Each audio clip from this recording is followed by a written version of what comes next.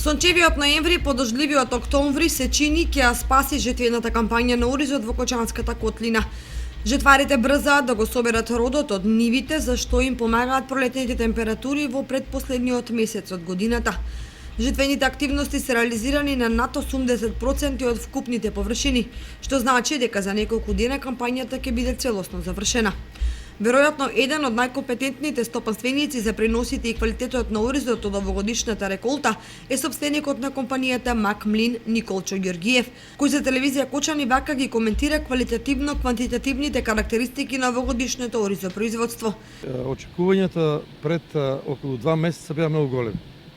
Оризовите полиња беа во таква добра кондиција што примерните производители се надеваа на многу висок и многу добар квалитет.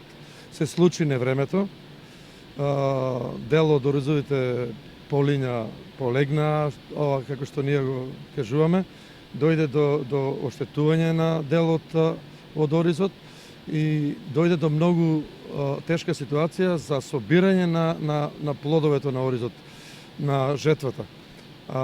Како последица на тоа се намали процентуално дел од квантитетот, а квалитетот го задржа својството со тоа што малку поголема влага има во оризот, но за сметка на тоа по овие денови се случија добри временски прилики и се надеваме дека ќе заврши во најдобар ред.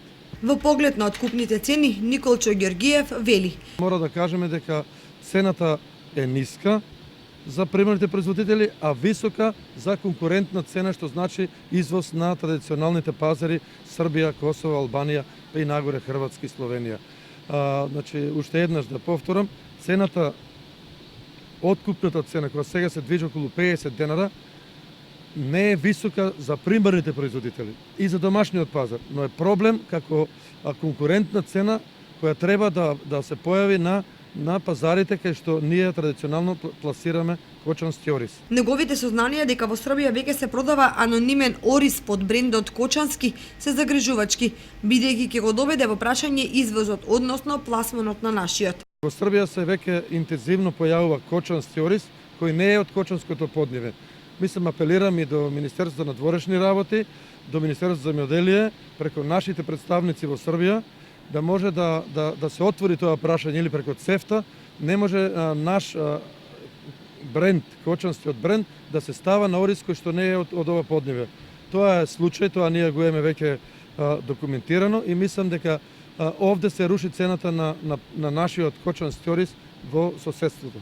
Таква ситуација ги држи полни магазините и амбарите на кочанските производители и преработувачи, што директно ќе се одрази врз откупната динамика и врз цените.